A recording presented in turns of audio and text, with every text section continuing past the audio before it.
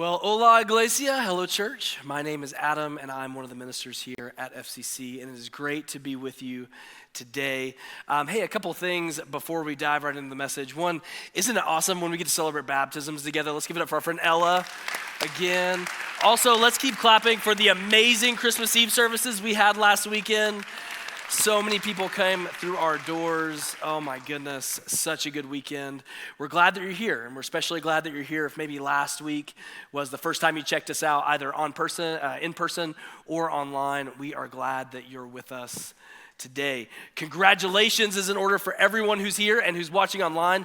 You made it. You made it through the weirdest week of the year. And just show of hands, did anybody actually have to go to work this week? Like, did a few of us had to go to work this week? Man, it's one of those weeks where if you don't have to work, you just kind of lose track of what day it is. If you do have to work, you kind of pretend to be doing something, right? It's such a weird week, but you made it through. You made it here. Congratulations.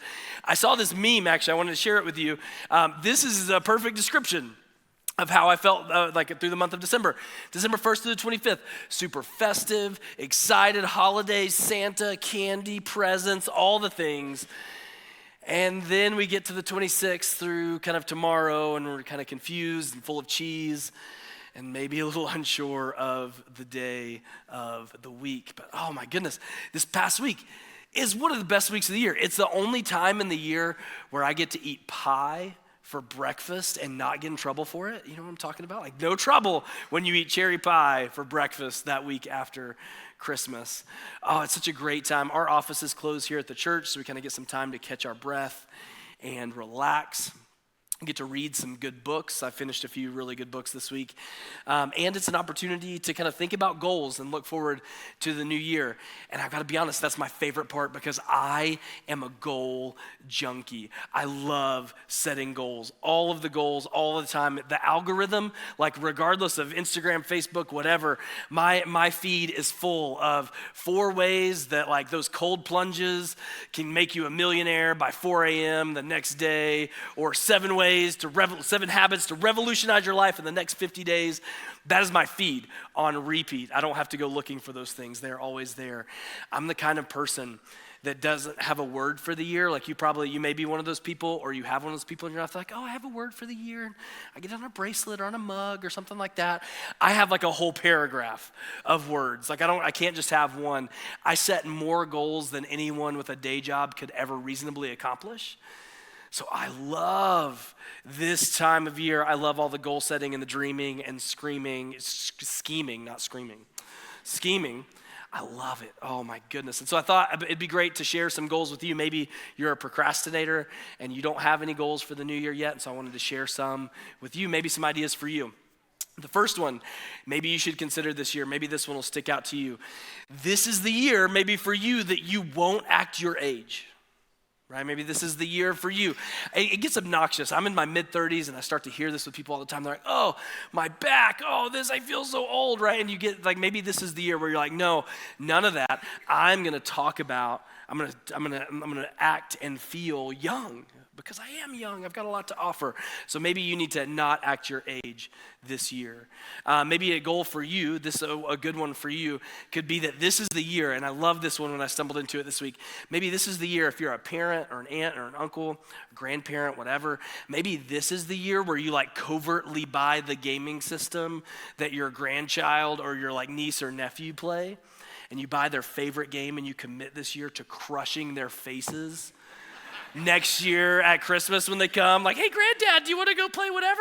And then you just royally demolish them. And the look on their faces would be amazing. Maybe you need to be the kind of person, you become the random facts person in your life. Maybe that's the person that you need to become this year, the thing you need to focus on, where people are like hanging around the water cooler, like making small talk in the morning. Like, hey, how was your weekend? You're like, oh, my weekend was great. Did you know this random thing about platypi? Maybe that's the person that you should be this year, random facts guy. Maybe that's you. Or one, I've got to give you one more. This one's super fun. Maybe for you, you need to become the person who celebrates obscure holidays loudly this year, right? Like you bring Christmas energy to National Talk Like a Pirate Day. Maybe that is the goal that you need to set this year. But it's an exciting time of the year. It's a time where we're looking forward. There are some things in the life of our church that we're pretty excited about coming up. One of those that's at the forefront of my mind right now as someone who works with FCC students is the Tennessee Christian Teen Convention. TCTC is happening next weekend. So like by this time next weekend, all of the leaders who are with us will be exhausted and will be ready to come home. But it is an amazing weekend. It's a wonderful weekend, one of the highlights of our year, and it is a front row seat to the profound life change that God is up to in the lives of our kids here at FCC, but also in our region, like in our region of the nation. And so I would encourage you, if God calls us to mind throughout this week or into next weekend, we would definitely appreciate your prayers as we go throughout that weekend. Another one that I want to make you aware of real quick are these worship and vision nights. They're happening January 21st and 24th. They're happening at 6 p.m. They'll be the same. So one's a Sunday night, one's a Wednesday night. They'll be the same experience. And I would encourage you to pick one of those to come to. It'll be a moment where we kind of worship together as a church, and we also hear a little bit more about where we feel like God is leading us in 2024 and beyond. And so I hope you'll choose to participate in one of those with us. Well, 2024 is coming. It's only a few hours away, guys. Like, it's almost here. And I hear that and I get excited. I'm like, oh, the goals. Let's see how many we're actually going to accomplish. Let's make it happen. Let's go. I'm ready. I'm full of opportunism. I'm full of excitement. I'm full of energy and expectation. And as I'm like that, I also recognize that you are maybe not like me. Maybe some of you are. In fact, I think someone after last service was like, dude, I totally get it. We should hang out and get coffee sometime. So maybe there's some of you that are like me, and some of you that aren't. Maybe because you've got big questions going into the next year. Maybe that excitement and energy is anxiety and stress because you just don't know what's coming down the line. You're wondering, maybe 2023 was a difficult year for you, and you're wondering, man, I really hope 2024 is a little bit better. Maybe you're wondering what elections are going to do, what your retirement is going to do, what the housing market is going to do, right? Do we have any 20-somethings or 30-somethings in here? I know you all are highly wondering what the housing market is going to do in 2024. Maybe you're wondering, what's my retirement going to do? Come July, I'm retiring, and I wonder what that number is going to be. Sometimes it looks like it's getting there, and sometimes it's not. What is this year going to hold? And I think in the middle of this, whether we're excited for the new year, whether we're discouraged and anxious about the new year, I think there's a way that all of us, regardless of where we find ourselves, a way that all of us can launch into the new year with hope, with clarity, and with peace that we couldn't even explain. And so if you're intrigued by this question about how we can face this year with excitement, with energy, or at least with hope and expectation and strength, if you're asking that question, then I'm glad you're here today, because I think we've got some good news from God's word that we're going to look at together. I think God has something for us, because I'm convinced that Jesus has the power and has a way of living that has the potential to transform every aspect of our lives, our personal lives, our professional lives, our finances, our mental health, everything, our worldview.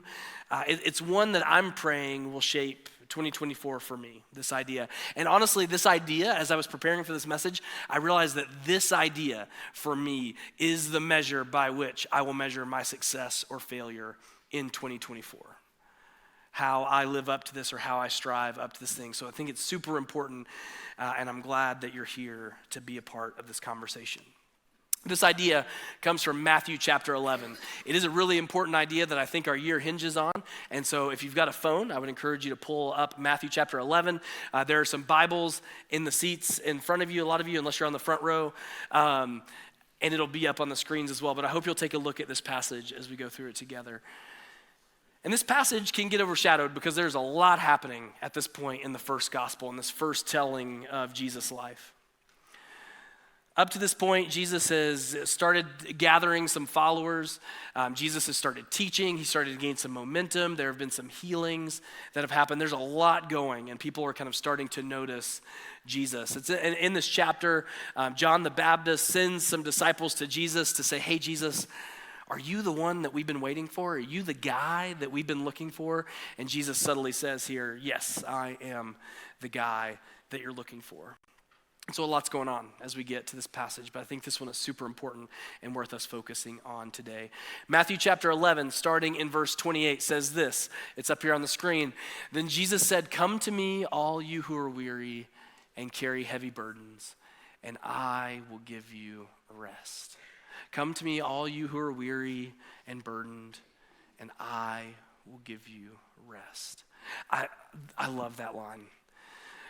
For some reason, when I read this line, I picture Jesus, I picture Jesus like this. Like he just sees me and he points at me and he says, "Hey, you, with all those burdens, with all the stress, with all the anxiety, with all the running and distraction, you, get over here. Give me a hug," right? Jesus is that friend that's like a big hugger, right? He's like, "Just get in here, get close." And Jesus is hugging me when I hear this passage. I love that image of Jesus. And I love that image so much because I want that more than anything. I just want to experience that hug and that peace and that rest from Jesus. And when I read this passage, I also start to think, I want that so bad. And at the same time, I realize I can't get there on my own. And so between that longing and that frustration, between the middle of that, I forget and just kind of gloss over the next part of this passage. And this next part of the passage is what we want to focus on. So Jesus continues with this. He says, "Take my yoke upon you. Let me teach you, because I am humble and gentle at heart, and you will find rest for your souls. For my yoke is easy to bear, and the burden I give you is light. Take my yoke upon you." Now, I am a good Southern boy from Jonesboro, okay, just right down the road, which means sometimes I can't discern between two significantly different words, okay? So I went to Maryland for a semester one time, and people kept saying they kept telling me I was saying the word pen wrong, right? I was looking for a writing pen, and they're like, no, it's pen. And I'm like, yeah, I'm saying the same thing that you're saying. And they're like, no, you're not saying the same thing. I say that because the same thing happens to me when I get to this passage right here. Jesus says, "Take my yoke upon you." And I can't help but think about eggs.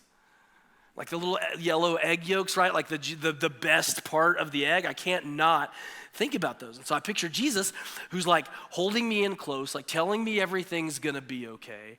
And it's offering me peace and rest. He's giving me all of that while at the same time making me sunny side up eggs. But that's not what Jesus is talking about in this passage. He's not talking about those yummy yellow centers of eggs. He's talking about a farming tool, and I have one. I keep waiting for Nathan to hide this from me. It'll be really funny if he does. But Jesus wasn't talking about eggs. He was talking about a farming tool. And this, my friends, this is a yoke. And this tool could be used, obviously, to harness the power of two animals, right? So you'd put two animals in here, and they would have double the power, right? Twice the power to pull the plow, pull the wagon, whatever. You could also use this, and this is what I think Jesus intends for in this passage. You could also use this as a training tool. This is a tool where you could put an experienced goat or ox or donkey or whatever in one side, and you put an inexperienced animal in the other, and the younger one has no choice but to learn from the older one, right? And so the older one is kind of there in the beginning to slow down the super excited, hyper experienced, go get 'em young animal, right? It's starting to pull ahead, and the experienced animal says, no. It's going to be a long day. Slow down, settle in, let's get to work. Or the younger animal is like, "Oh my goodness, this is cool, planting potatoes or whatever, that's awesome, but do you see that grass? Bro, we gotta go get the grass." And the older animal says, no, we're here. We're here right now. We're gonna be here. We're gonna stay focused on the task ahead. And at the end of the day, when the younger animal feels like it's given everything that it has to give, the older animal pulls it along a little bit and says, "Hey, I know you're tired. I know you're worn out. I know you feel like this has gone on forever and is going to keep going this way, but just push a little bit farther. Push a little bit farther. We're almost done for the day. I love this image. This is a beautiful image. In this passage, Jesus is inviting us to yoke ourselves up with him, to learn from his rhythms, to learn from his patterns, to learn from his pace. And this idea makes sense to me when I think about my own life. So when I think about my life, and I apply this to something not farming related, because I'm not a farmer, if you can't tell. But when I apply it to something else in my life, it totally makes sense. I think about it in terms of running. So I've got to tell you, I hate running.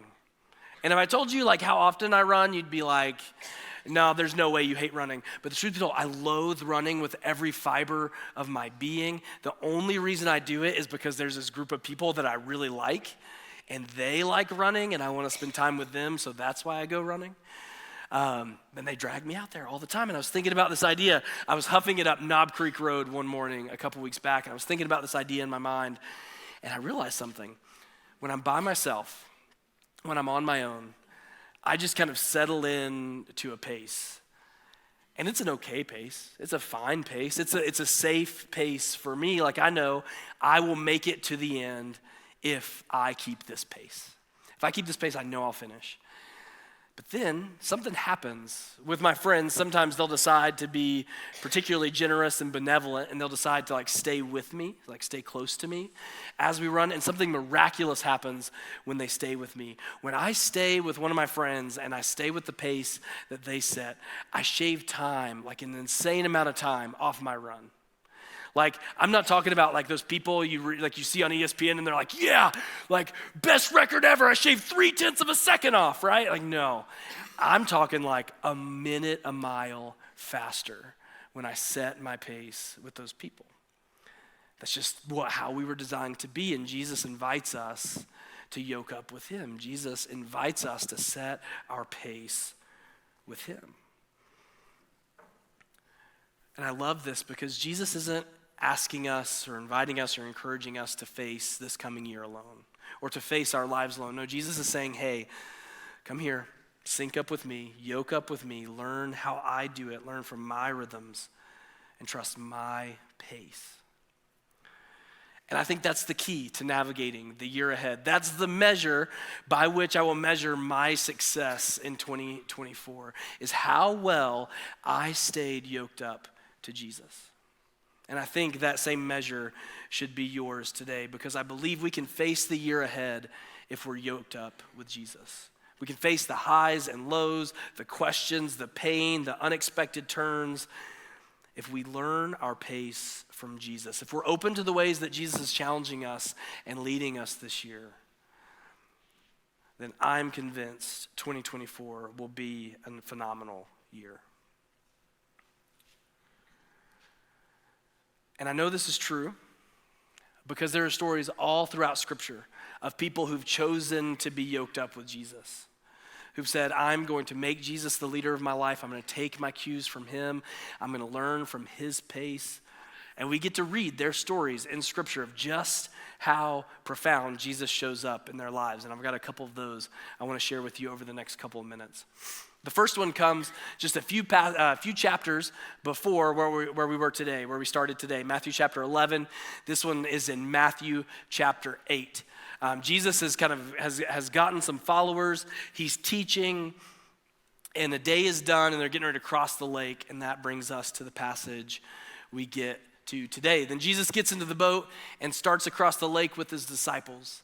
Suddenly, a fierce storm struck the lake with waves breaking into the boat. But Jesus was sleeping. He's taking a little cat nap.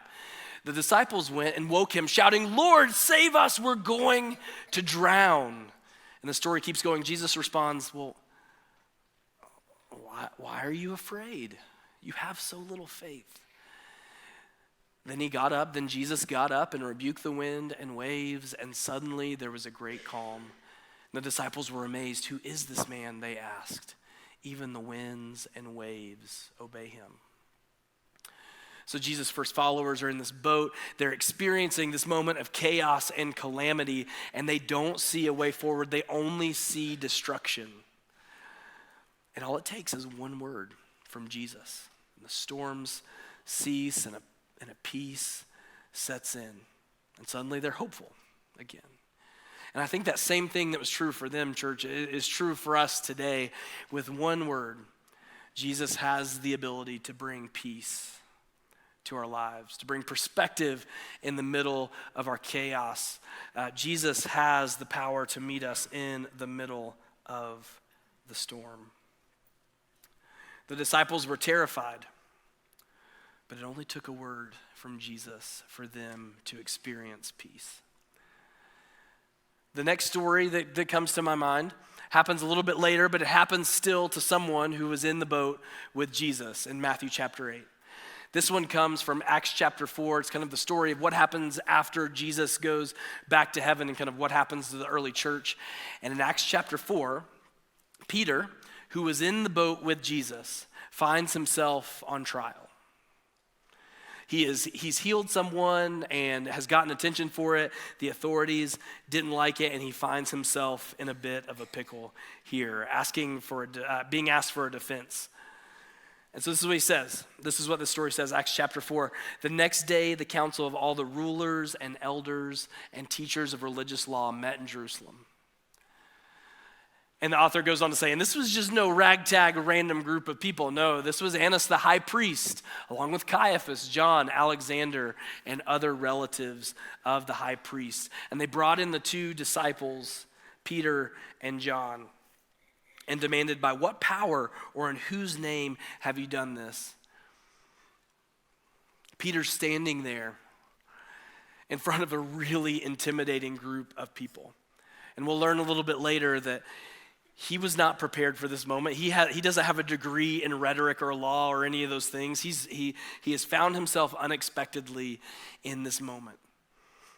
And if I were to find myself in that moment, I think I would crumple under the pressure, but that's not what happens to Peter. In the middle of this chaos and stress, Peter delivers a passionate defense and a passionate speech that left the council kind of stupefied, in awe. Actually, when we jump a little bit later in the passage, it says the members of the council were amazed when they saw the boldness of Peter and John, for they could see that they were ordinary men with no special training in the scriptures.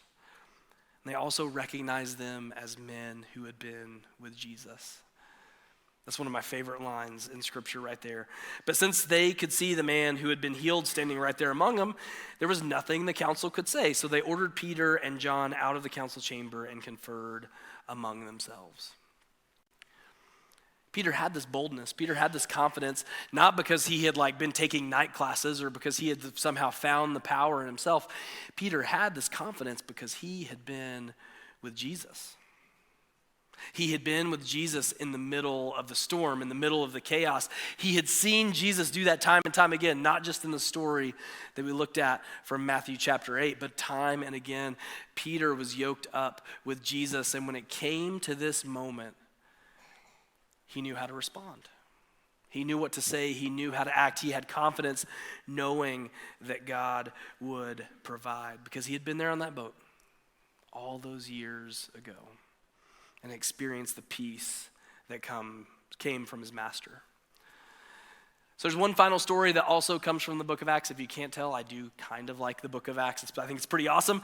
There's one final story from the book of Acts, and this time it's from a church leader that's a little bit different. He didn't follow Jesus during his earthly ministry. He had a miraculous experience with Jesus after Jesus' resurrection. And this guy named Paul went from being one of the greatest persecutors and enemies of the church to being one of the reasons that Christianity spread throughout the Roman Empire and is partly responsible for us being in this room today. He experienced radical change. And in this last story in the book of Acts, Paul is waiting for some of his friends in Athens. And I won't read this story. I'll just kind of share this story with you. He's waiting for his friends in Athens, and he finds himself in a cultural moment that's very similar to ours right now, I realized as I was revisiting this passage.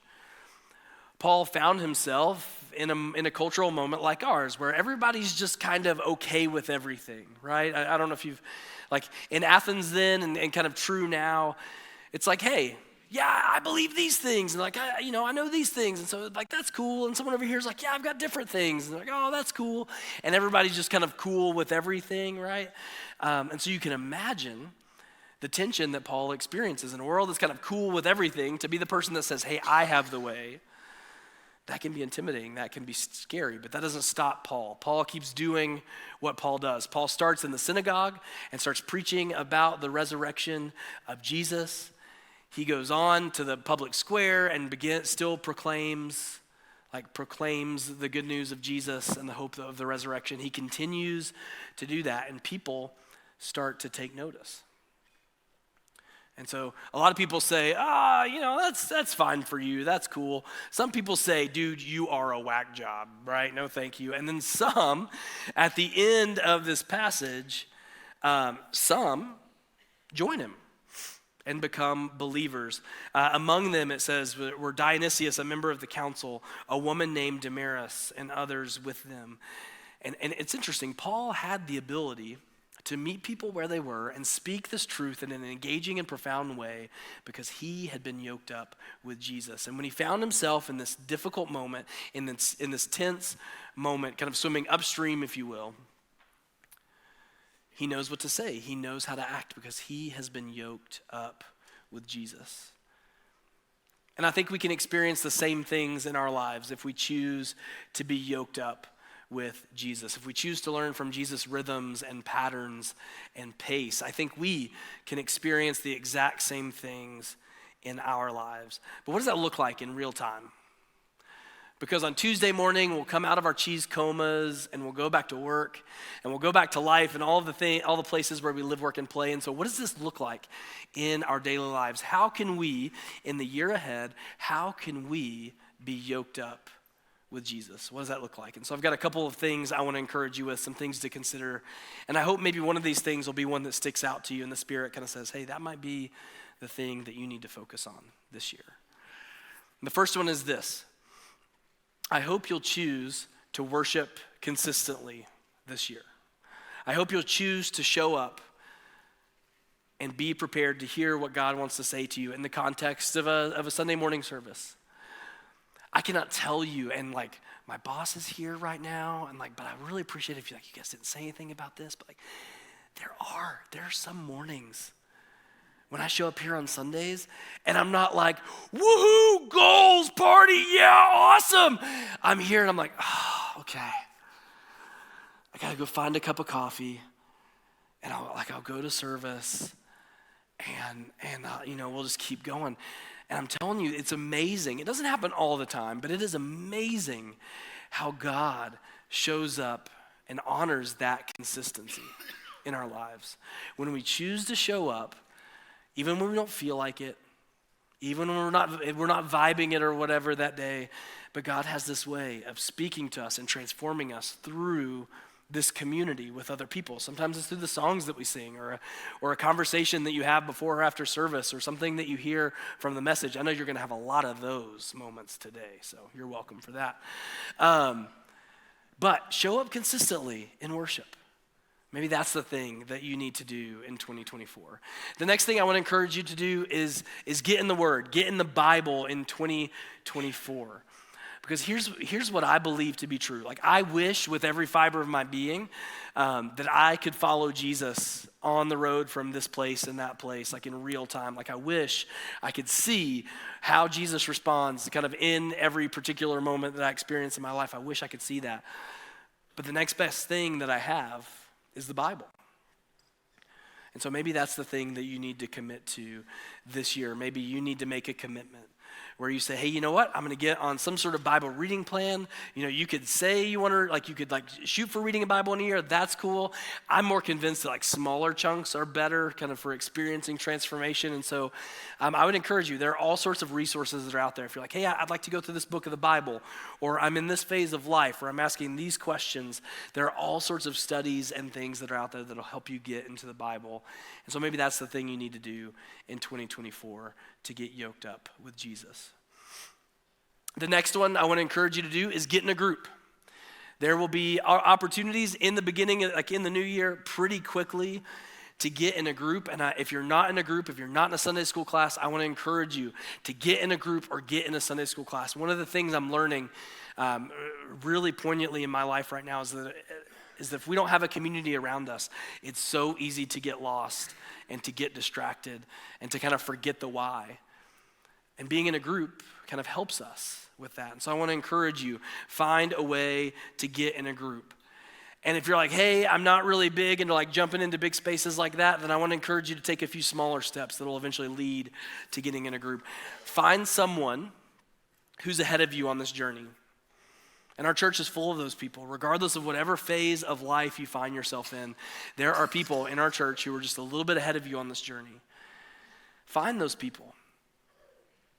And offer to buy them coffee, offer to buy them lunch, spend some time learning from them. I've got people like this in my life. I think about Nikki and Ethan and a guy named Gene who's a part of our church.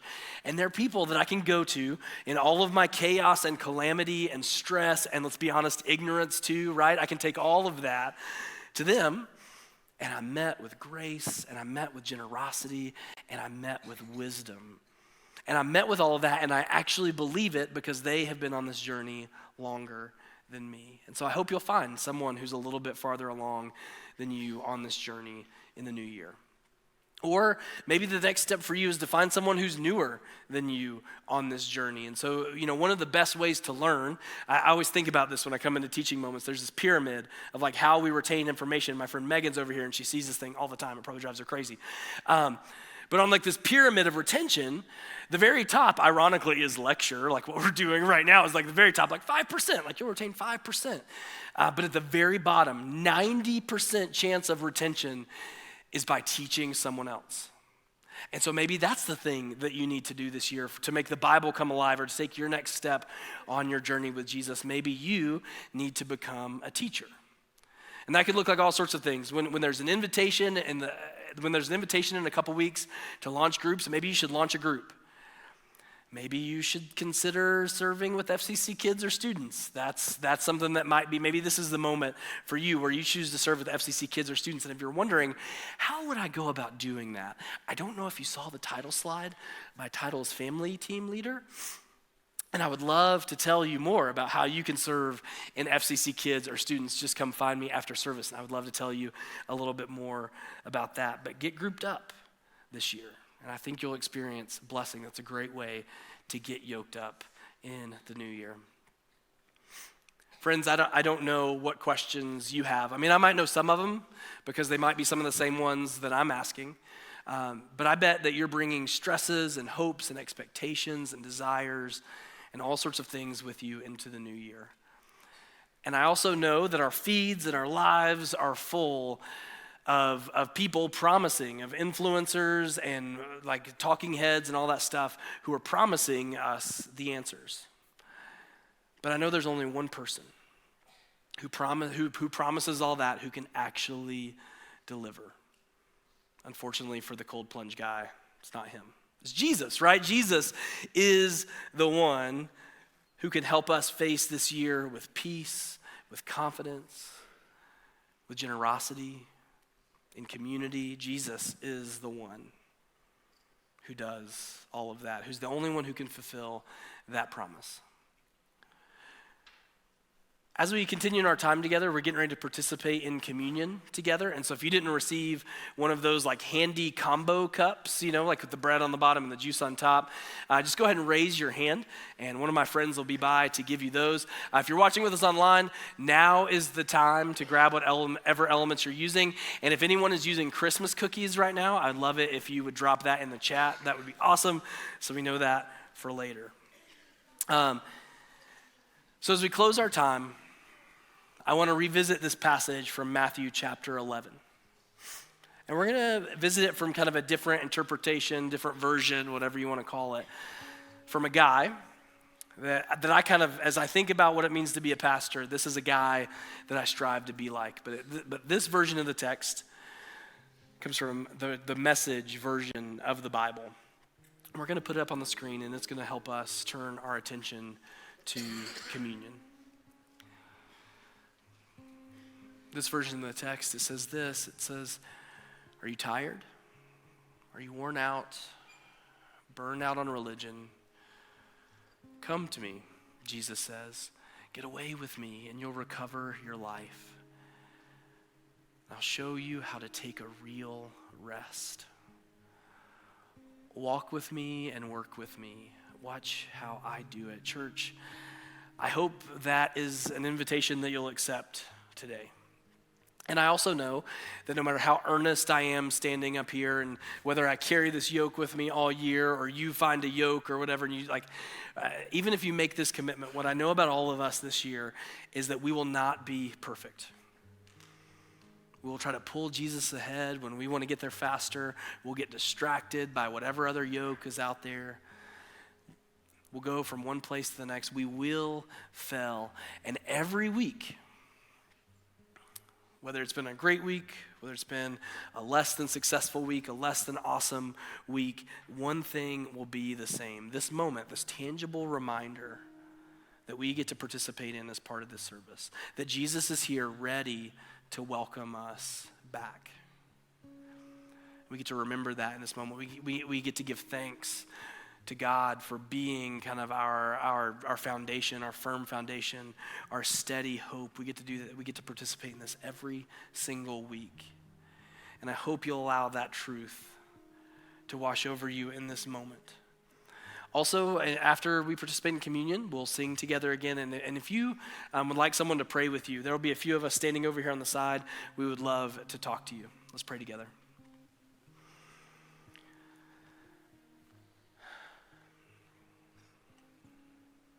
God, we are here at the end of one year and the beginning of another. God, we have hopes and dreams and desires and fears and pain and anxiety. We have all sorts of things as we participate in this moment. God, I pray right now in this moment that your Spirit would pour out peace where people need peace, that would give confidence where there needs to be confidence, God. And more than anything, God, may we be transformed as we once again remember your great sacrifice and your great love for us. Amen.